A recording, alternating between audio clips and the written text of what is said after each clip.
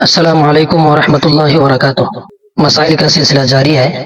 آج کے مسائل ہیں: اگر کسی عورت کا شوہر سخت مزاج ہو اور جھگڑا ہونے کا اندیشہ ہو تو ایسی عورت کے لیے کھانا پکاتے وقت میں حسب ضرورت چکھنا جائز ہے۔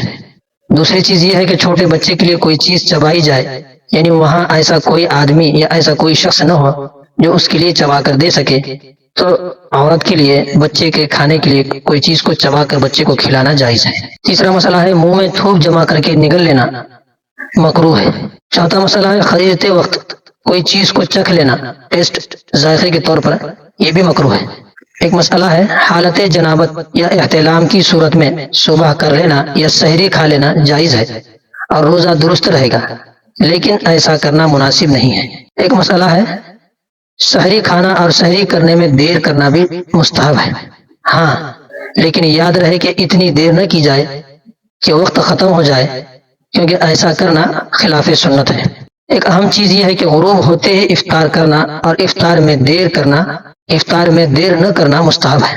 افطار کے وقت نبی اکرم صلی اللہ علیہ وسلم سے بہت سی دعائیں منقول ہیں، ان دعاؤں کا اہتمام بھی کرتے رہیں۔ اللہ تعالیٰ سمجھنے کی عمل کی توفیق عطا فرمائے۔